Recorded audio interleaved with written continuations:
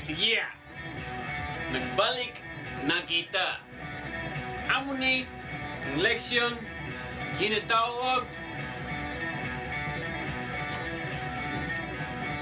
pagmarka.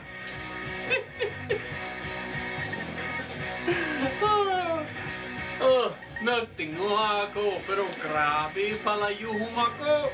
Kay grabe ang mga sala ko sa Ilonggos. Pero sige lang. Ang importante nga bagay, amo ini. Hindi man importante ang Ilonggo. Sige lang. Kay ang importante nga bagay para sa aton subong, kagsubong na lang. Kay sa kitang na duwa na lang, importante kaayo ang Ilonggo. Pero sa iban nga adlaw mag-istorya na kita partis na. Ang importante nga bagay subong, amo nga hapos lang ang Inggles. Mayo.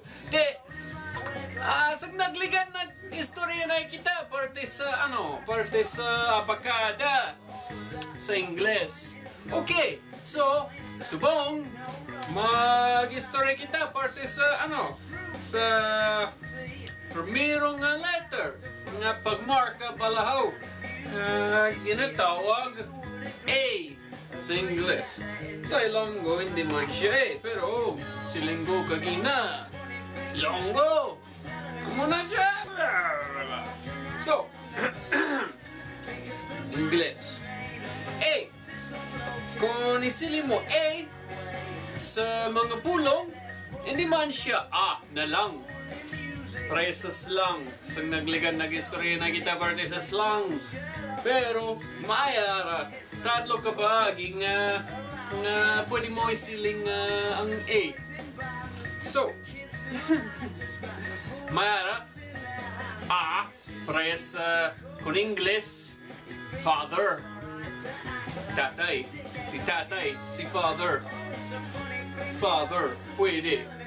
Pero, kung gusto mo, pulong, apple. Apple, mansanas.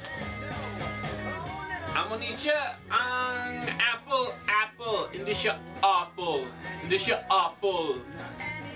Pero, kung ang imong pangalan, si Apple, ang silingon, ang imong pangalan, si Apple, hindi man Apple.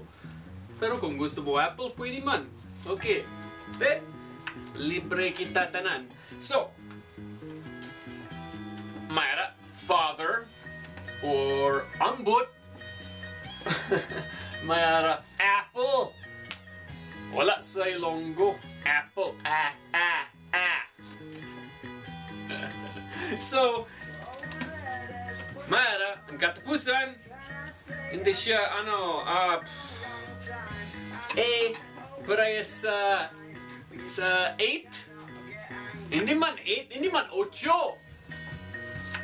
Pero 8, bastos sina. So,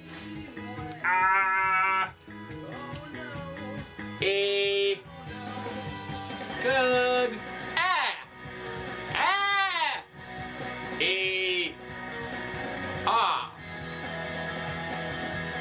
gyapon siya. Father, apple, kag 8. Nagkaon na ako. Ang buot silingon napusog ako. Parehas kay tatay. Father. Ang buot. Basi ginkaon niya ang apple. Hoy, father ate an apple.